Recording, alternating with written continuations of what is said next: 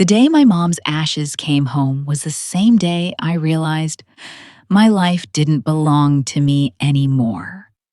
I stood in the middle of the farmhouse living room, barefoot on those cold oak floors she used to mop, while humming Patsy Cline, watching my stepfather Greg toss a box onto the kitchen table like it was a bag of groceries.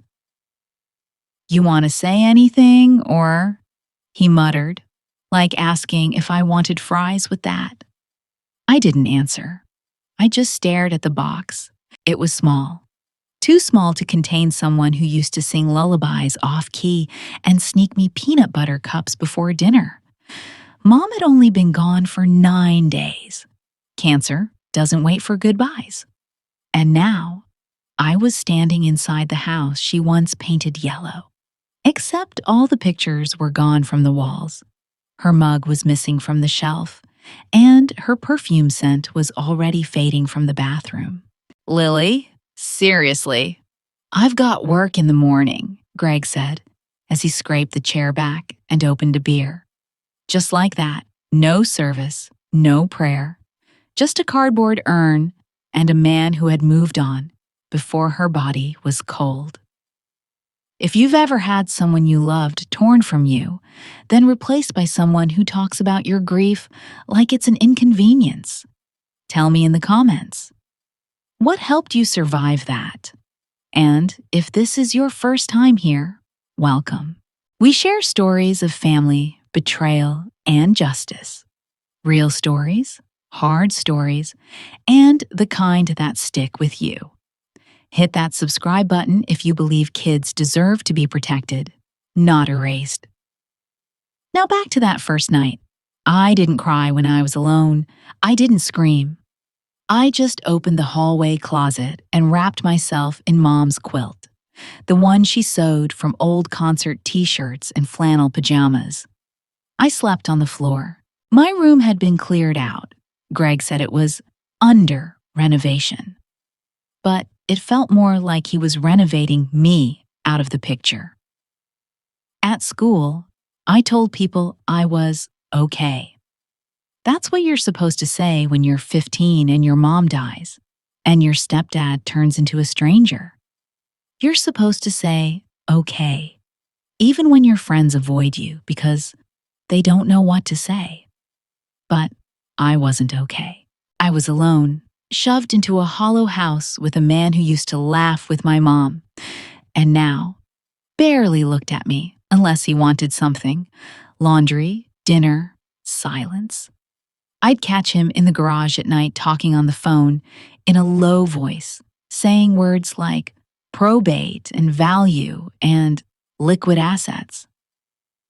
I didn't know what it meant then, but something about the way he kept locking the office door and changing the passcode every week told me this wasn't about grief. This was about money. Something of hers, something of mine. But back then, all I knew was this: my mother was dead. Her memory was vanishing faster than her voice on old voicemails. And the only adult left in my life treated me like an afterthought. What I didn't know yet was that my mom had left something behind, something powerful, and that Greg, slick, smug Greg, was planning to steal it. What he didn't know was that I wasn't the quiet little girl he thought I was anymore. I just hadn't decided to fight yet, but fate was about to give me a reason. It started with the necklace, a delicate rose gold chain with a small emerald pendant, my mom's favorite, the one she wore every time she needed courage. Job interviews, chemo appointments, court dates with my biological dad. It was her quiet armor. I remember tracing it with my fingers when I was little, sitting on her lap while she paid bills or folded laundry. After she passed, I asked Greg about it once. "Probably in one of the boxes," he said, not even looking up from his phone. That was 2 weeks ago. This morning, I saw it around the neck of the woman who runs the boutique downtown. She was chatting with another customer, laughing, and there it was, shimmering under the fluorescent lights. Unmistakably, my mother's. I didn't even walk in. I just stood on the sidewalk and felt my stomach flip. I walked home with my fists clenched so tightly my fingernails left little crescent moons in my palms. That night, I waited until Greg fell asleep on the couch, beer still in his hand, TV remote wedged under his arm, and crept into the office. The password had changed again. I tried the basics. His birthday, mine, my mom's. Nothing worked. I stared at the keypad for a long time. That's when it clicked. His new girlfriend's name. Dana. 4 letters, probably a 1 at the end. I tried Dana 1. The green light blinked. Door unlocked. Inside, the filing cabinet was wide open, almost like he wanted me to see what was inside. I didn't know what I was looking for, but I found it. An envelope labeled Trust. My name was typed on the corner in small black font. Inside were forms, legal ones, withdrawal requests, bank routing details. I sat on the carpet under the office window, flipping through pages that may as well have been written in another language. But I understood the numbers. $50,000. Gone. I didn't cry right away. I didn't scream. I just felt numb. Like my brain had unplugged from my body and I was watching myself from across the room. I knew the trust was for college. Mom set it up when I was 9 after her second surgery. She called it her hope fund, in case things went wrong, in case she wasn't here to walk me across the graduation stage. I clutched those papers like they were burning me. The next morning, I took them to my school counselor, Miss Kelsey. She read through them slowly, then looked at me like I'd brought her a story about a monster under my bed. Lily, sweetie, you're going through a lot right now. It's easy to misinterpret financial documents, especially during grief. He took her necklace, I whispered. He's spending my college money. Ms. Kelsey put a gentle hand on my arm, her voice that quiet, calm tone adults use when they don't believe you but don't want to say it out loud. Let's talk to your guardian about this together.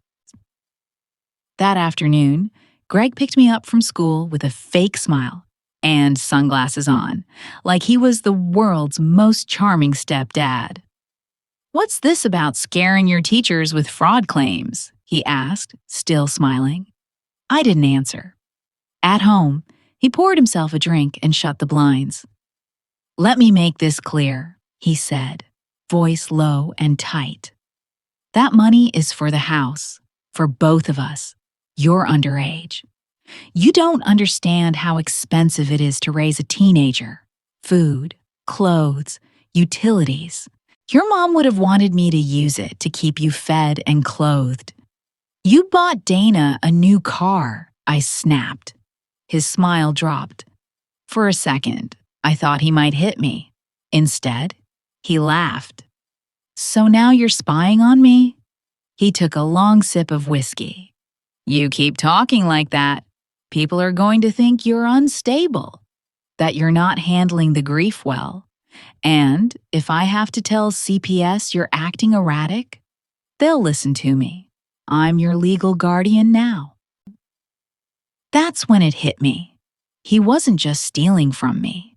He was building a case to discredit me, so no one would believe me when I spoke up. That night, I couldn't sleep. I lay in bed listening to the old pipes creak and the wind rattle the windows, holding my mom's old sweatshirt like it could bring her back. My trust was gone. My protector was dead.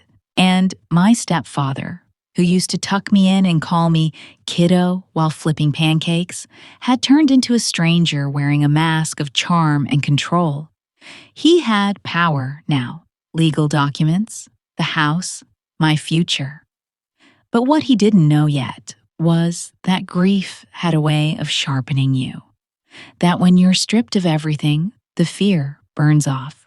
I wasn't angry, not yet. I was empty. But somewhere deep in that emptiness, something was beginning to stir. Not revenge, not justice. Something colder, clearer, strategic. And it started with remembering one thing Greg had forgotten. My mother didn't just leave behind money. She left behind proof. I just had to find it. And when I did, I wouldn't let anyone gaslight me again. After everything he took, my trust, my safety, my mother's final gifts, you'd think I would have snapped, run away, burn the house down, scream in his face until someone believed me. But instead, I did something worse. I went quiet. I stopped fighting him in the open. I let him think he'd won, that I was grieving myself into obedience. I said okay when he asked me to start doing his laundry. I nodded when he left takeout receipts on the counter from restaurants he used to say were too fancy for us. I played the role because sometimes playing dumb is the smartest thing you can do. I started spending my lunch period in the back corner of the library, away from the noise and hallway gossip. That's where I found it. My mom's old leather messenger bag, the one she used to bring to school board meetings and doctor appointments. It had been shoved behind the reference section, half buried under old copies of To Kill a Mockingbird. I almost didn't recognize it until I saw the patch she'd sewn on the front, a little embroidered typewriter with a broken key. Inside, there wasn't much. A few notebooks, a dried-up pen, and at the very bottom, taped to the lining like a secret, was a blue USB drive labeled Private J. I didn't open it at school. I didn't even breathe too hard until I was locked in my room that night with the blinds drawn and the sound machine on to drown out Greg's endless phone calls with Dana. I plugged it into my school Chromebook and waited. The folders were messy. Mom was never good with file names, but the contents weren't. PDFs, account statements, handwritten notes scanned from her journal, and a letter dated 6 months before she died. Lily, if you're reading this, it means something's gone wrong. I tried to believe Greg would protect you, but part of me has doubts. He's charming when he wants to be. But charm is the cheapest kind of mask. You're smarter than he'll ever give you credit for. If anything ever happens to me, this drive contains all the trust documentation, including backup contacts for the firm. The access code is the name of your first pet and the year we got her. I love you forever. Mom. I sat there in the glow of the Chromebook, barely breathing. Muffin 2009. The password worked, and just like that, the gates opened. Not just one trust, two. One in my name, and a smaller one in hers she'd never mentioned. There were notes about contingencies, executor information, something about quarterly reports. I didn't understand it all, but I understood enough to know this. Greg hadn't just taken from me. He had no legal right to access anything without proof of guardianship review, which hadn't happened, meaning everything he touched, every dollar he moved, could be criminal.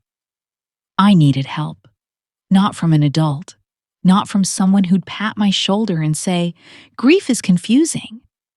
I needed someone who believed in data, someone who understood how to look at a firewall and see a crack. Enter Theo. He sat 2 rows behind me in American Lit. Skinny, always half asleep, headphones dangling from his hoodie strings. Most people thought he was weird. I knew he was brilliant. He'd once built a program that let him bypass the school's website blocker during finals to access full source codes for chemistry simulations. I remembered that because our teacher called it mischievous. I called it genius. I cornered him after class, before my nerves could stop me. Theo, I need help. Not with homework. With something else? He tilted his head like a bird. What kind of help? Digital? Private? Like security help? He didn't ask questions. He just shrugged. I don't do anything illegal. Good. Because I might already have evidence of someone else doing something illegal. That got his attention. 2 days later, we were sitting at the public library across from each other, under the flickering light in the corner booth. I slid him a printout of one of Greg's bank transfers from the trust account. $15,000 wired to a personal business account that didn't match any known entity. Theo adjusted his cracked glasses, skimmed it, and muttered, "This guy's an idiot." "You believe me?" I whispered. "I don't need to believe you. I believe numbers." And just like that, I wasn't alone anymore. He showed me how to scan metadata, track document timestamps, and store everything in multiple backups. Cloud storage, encrypted thumb drives, even a burner. Google account he made under the name Julia Morgan, my aunt's maiden name. Just in case he tries to wipe anything, Theo explained. You'll have receipts? That night, I biked home with a backpack full of secrets and a head spinning with something I hadn't felt in weeks. Control. I wasn't just reacting anymore. I was planning. Greg still thought I was mourning. Still thought I was stupid enough to believe the necklace was lost during the move, and the money was invested for my benefit. But now, I had records. I had patterns. I had Theo. And somewhere in that cracked, forgotten farmhouse, between the creaky floorboards and cold, dusty silence, I had something else too. I had proof that my mom hadn't just loved me. She'd trusted me to finish the fight she was too sick to finish herself. And for the first time since the urn hit the kitchen table, I didn't feel like a ghost in my own house. I felt like a girl about to bring the walls down. Greg started locking everything. The filing cabinets, the hallway closet, even the garage where he kept old tax boxes stacked beside my mom's sewing machine. He installed a new padlock and changed the keypad on his office again. I watched from the top of the stairs one night as he double-checked the front door, unplugged the Wi-Fi, and took his phone into the bathroom with him like it was a baby monitor. His paranoia was growing, and that terrified me more than his confidence ever had. He could feel something, not me exactly, but a shift. The quiet had become threatening, and people like Greg don't trust silence unless they control it. I started noticing weird things. My laundry folded when I hadn't touched it. My bedroom door slightly cracked when I knew I'd locked it. My notebooks rearranged. I even caught the edge of a smile on his face one morning when I mentioned a test I hadn't told him about. He was snooping. I started storing all of Theo's printed reports inside the vent behind my bed, just in case. We met twice a week now, mostly at the park or the library. Theo had set up a burner laptop, a secure email alias, and even taught me how to run remote access traces. If he hires a PI or tries to track your digital trail, you'll know, he said, as casually as someone talking about changing a tire. But all our planning couldn't prepare us for what happened next. It was a Wednesday afternoon, exactly 4:10 p.m. I remember because the microwave clock blinked like a metronome while I washed dishes.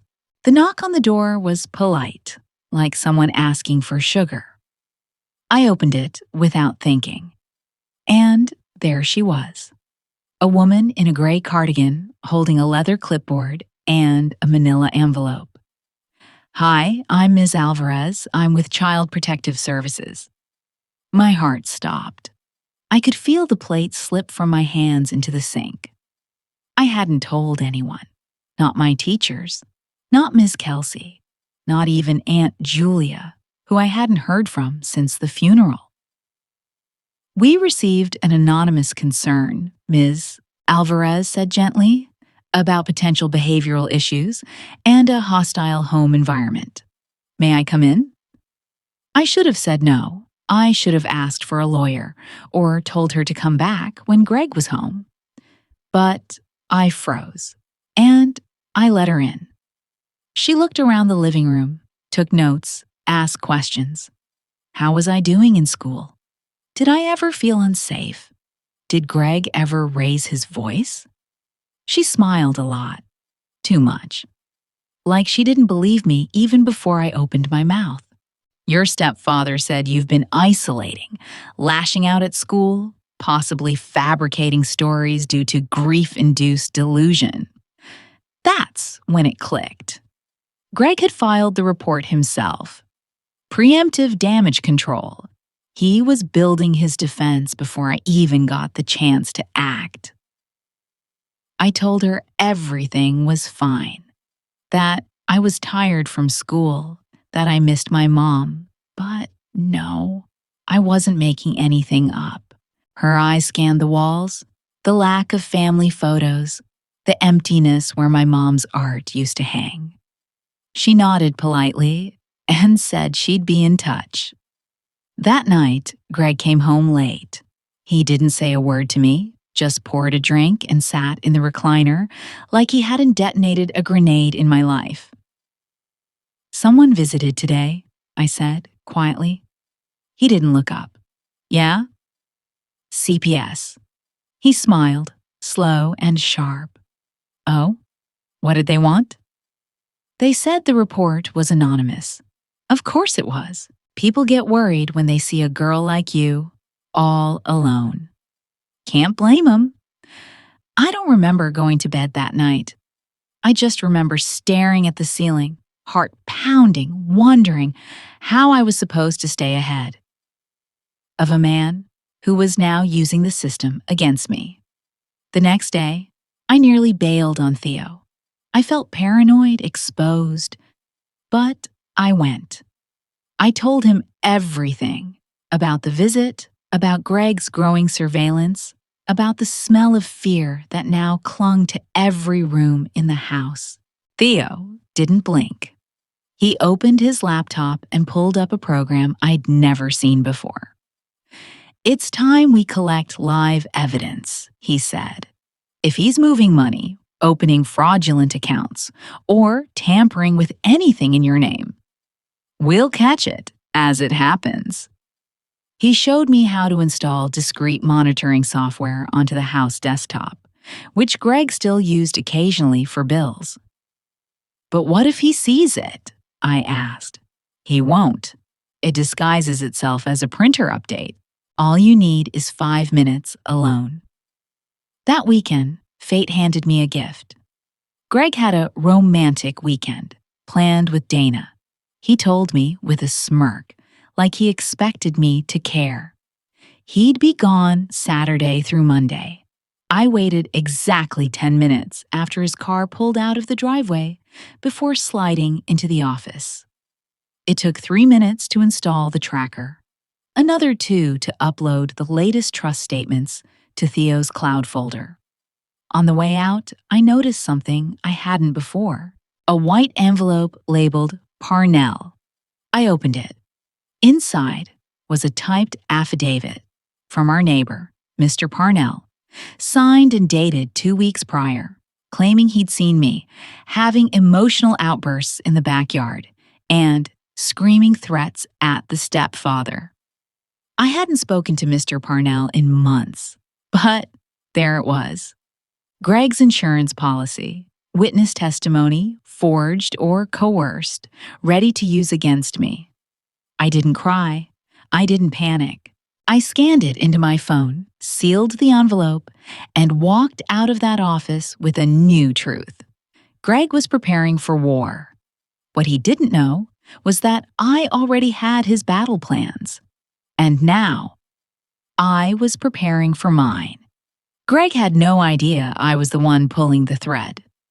He walked around that house like a man on vacation, smug, casual, gloating over his texts with Dana, while I was planting traps in every digital corner of his life. The software Theo installed had captured everything, every password, every transaction, every smug little email to his lawyer asking how soon he could transfer my trust into a joint development account for his new family's future. It was all there. Greg was building a future with stolen bricks, and now I held the blueprint. But it wasn't enough to watch him burn in private. This wasn't about revenge. This was about visibility. About the truth coming out in a way he couldn't control or spin or bury under fake affidavits and polite smiles. So, I planned something he would never expect. I turned his own ego against him. Our town's annual Founders Weekend was coming up, a tacky but cherished excuse for everyone to gather in the community center, wear patriotic sweaters, and hear the mayor talk about resilience. Greg, ever the charmer, had volunteered to speak this year. Just a few words on fatherhood, grief, and the importance of rebuilding, he told me, like he was auditioning for sainthood. You should come, Lily. Might be good for you to hear something uplifting. I nodded. Can't wait. The night before, I spent 4 straight hours in Theo's garage, converting every document, email, and call log into a presentation. We titled the file, Trust No One, the Talbot Scheme. It had graphs, screenshots, a timeline, even a copy of the Parnell affidavit with metadata showing the date it had been doctored in Photoshop. Theo scheduled the email launch, 10:07 a.m., the exact moment Greg would take the mic. We sent it to every school staff member, every board member of the trust firm, every local journalist whose contact we could scrape from public directories, including Ms. Alvarez from CPS. And just for good measure, we blind copied the county legal office. The next morning, the air in the community center felt too clean, like something had been scrubbed too hard. Rows of folding chairs, cookie tables with tacky red napkins. Greg wore a crisp blue button-down and a navy blazer that I hadn't seen since Mom's funeral.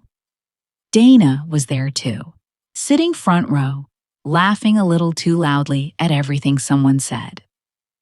I sat in the back beside Theo, wearing my mom's old denim jacket and the same necklace he once told me to let go of. He took the stage right on schedule. Thank you all for coming, he began. These past few months have been a journey. Losing Rachel was devastating. But being a father, even to a stepchild, teaches you about resilience. The projector screen behind him flickered. A small delay, a spinning wheel. Then, click. The screen changed. Gone was the city seal. In its place was a PDF titled Unauthorized Trust Access, Exhibit A. Greg faltered. Sorry folks, some tech glitch. He motioned to the volunteers at the side, but they were staring at their phones. Everyone was. Buzzing, pinging, gasps. One woman dropped her coffee. Greg, Dana whispered from the front row, staring at her phone. What is this? On screen, a transaction from the trust fund showing $24,500 paid to RLD Consulting, a company registered in Dana's name, address listed as her apartment. Then came a chain of emails. Greg asking for expedited approval to reallocate funds due to miners' instability. Dana replying, "Should we shred the backup copies?" The room was silent, except for the soft sound of Greg's breathing growing louder over the mic. "This is fake," he said, his voice shaking. "Anyone can doctor an email. This is some hacker nonsense." But no one was listening. Behind me, I heard whispers. "He forged the documents. Isn't that his stepdaughter's money?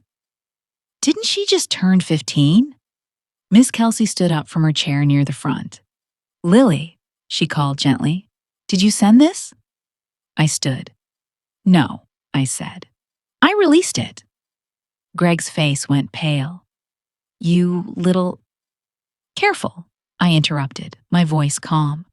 "We're in public. You wouldn't want to damage your reputation more than you already have." Security from the town center approached the podium, unsure what to do. Dana looked like she'd seen a ghost. She backed away slowly, gathering her purse with trembling hands, then bolted out the back doors like she was escaping a fire. A few people clapped, not loud, just awkwardly. Ms. Alvarez, who had somehow appeared near the cookie table, spoke into her phone. I caught only part of it. "Yes, we'll need to begin formal proceedings. Documents have been verified." Greg looked at me one last time. No smirk, no sarcasm. Just wide, confused eyes like he still didn't understand how a grieving teenager had cornered him in broad daylight. He dropped the mic. Literally. It bounced off the stage with a thud and cracked open. That sound echoed louder than anything he said that day. I walked out before the mayor could gather his thoughts. Theo followed close behind. I didn't turn around, not once. Because sometimes justice doesn't come with a gavel or a courtroom. Sometimes it comes with a projector screen, an email inbox, and a 15-year-old girl who refuses to be erased. Greg didn't go to jail that day, but he never came home again either. By Monday morning, the trust firm had filed a formal complaint for fraudulent access, and the bank froze both his and Dana's joint accounts.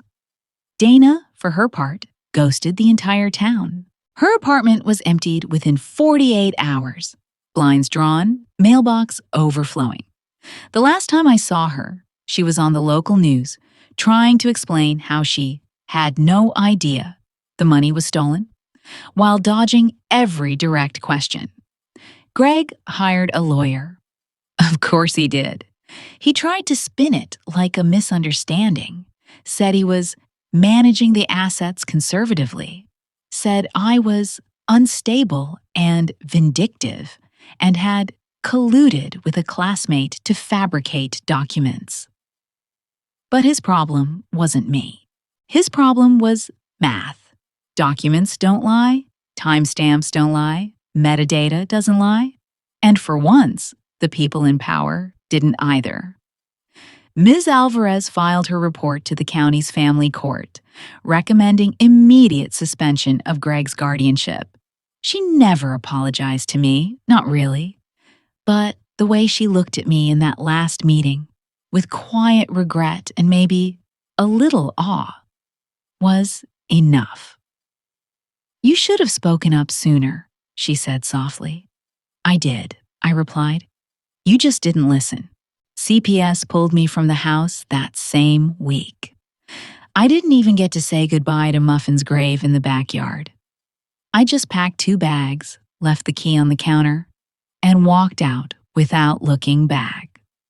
Aunt Julia picked me up from the courthouse parking lot. She hadn't been around much before. Too far, too busy, too overwhelmed by her own grief. But that day, she showed up in a beige Subaru with tissues stuffed in the cup holder and hot chocolate waiting in the passenger seat. I'm sorry I left you with him, she said, not looking at me. Me too, I said, and we didn't talk for a while after that. I moved into her spare bedroom with the yellow wallpaper and the creaky bed frame.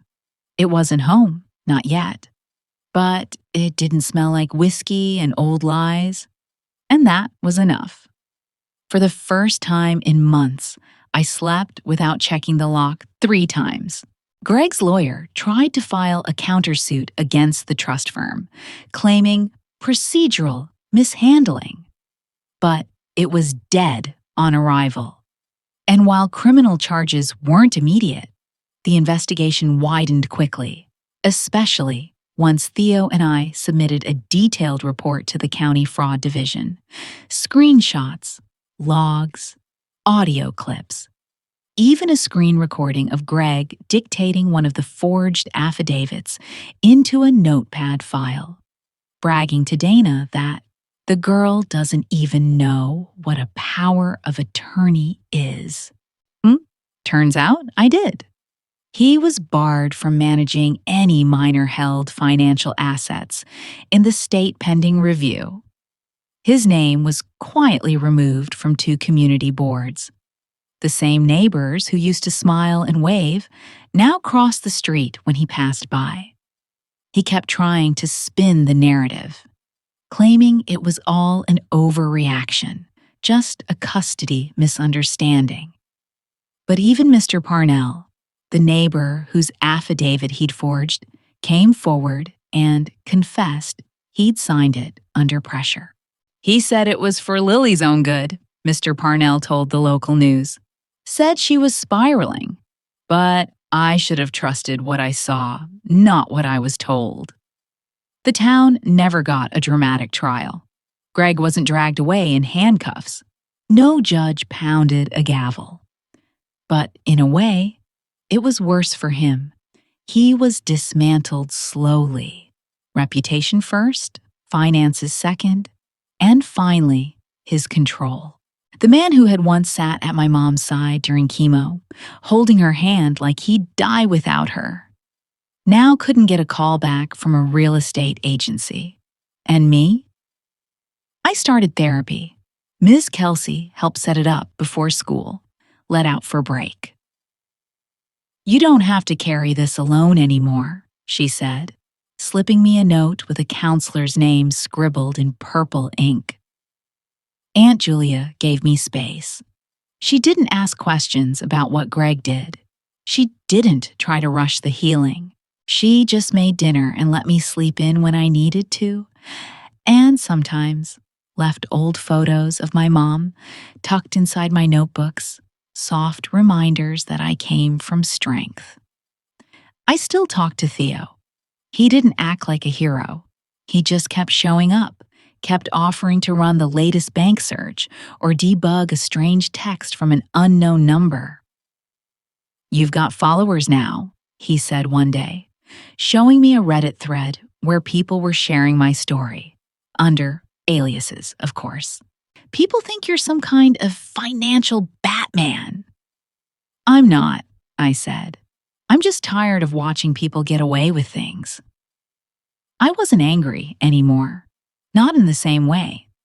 The fire that used to fuel me had turned into something else, something steadier. I didn't need to burn him down anymore. I just needed to build something better from the ashes. And for the first time in my life, I felt like I could. It didn't happen all at once, the peace.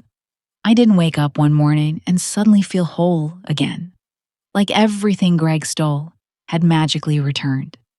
But over time, it began to grow, quiet and steady, like light seeping in through a curtain you forgot to close.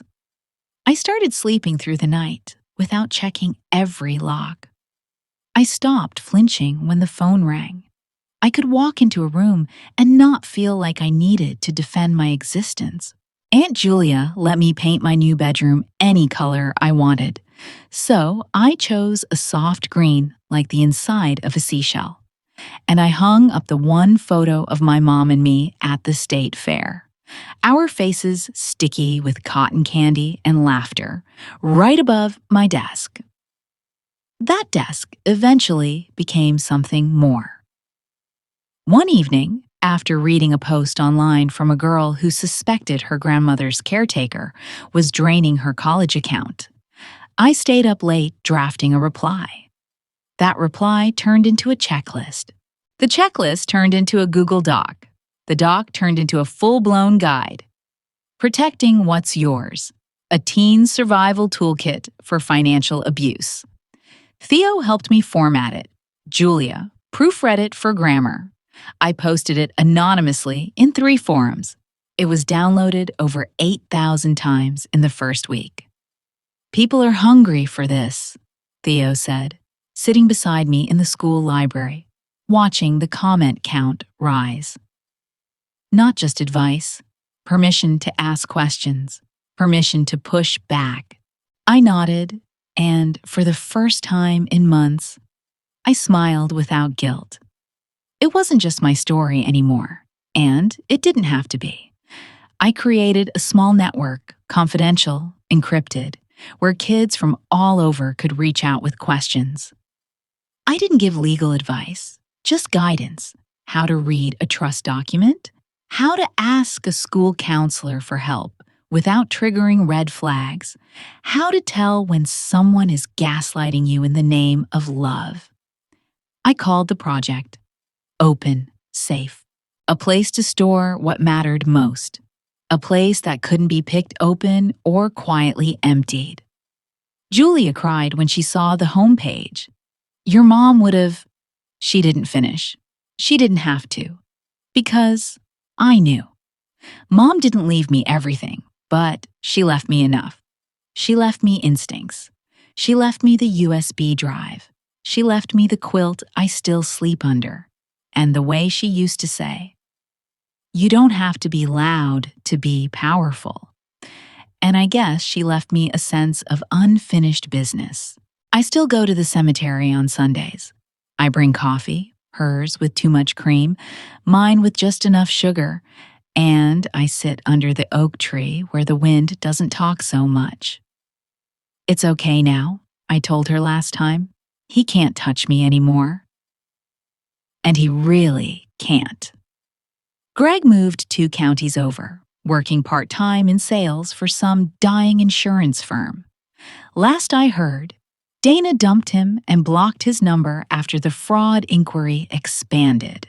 He still posts sometimes, fake smiling with hashtags like #second chances and nay new chapter, but no one from town engages. His likes come from strangers. He's been erased in all the ways he tried to erase me. And that's the thing about people like Greg. They only thrive in silence. And silence isn't something I owe him anymore. Theo and I still talk. Less about firewalls now, more about finals, and where we want to go after graduation. You think we peaked too early? He asked once, teasing. I mean, it's all downhill after dismantling a family fraud empire at 15. I laughed for real that day. A big, chest-shaking kind of laugh I hadn't felt since before the diagnosis, before the urn, before the trust, before everything. And then I told him, no, I think we're just getting started. The truth is, I'm not angry anymore, not even at Greg, because anger is a leash, and I've already been someone else's pet project long enough. What I feel now is something cleaner, like clarity, like air, like standing at the top of the hill and knowing the worst part is behind you. I'm not who I was before, and I'm not who he tried to shape me into. I'm the version I built from the broken pieces. Sharpened, yes, but also steadier, rooted, aware. I used to think surviving was the goal, but it's not. The real goal is building something better when you finally have room to breathe. So if you've ever felt erased, stolen from, manipulated, betrayed, know this. You don't have to become bitter to become strong. You can be both kind and clear. You can grieve and still set boundaries. You can love someone and still call what they did unforgivable. And most importantly, you can start over, quietly or loudly or somewhere in between. And it will still count because your story doesn't end when someone tries to write you out. That's just where the next chapter begins.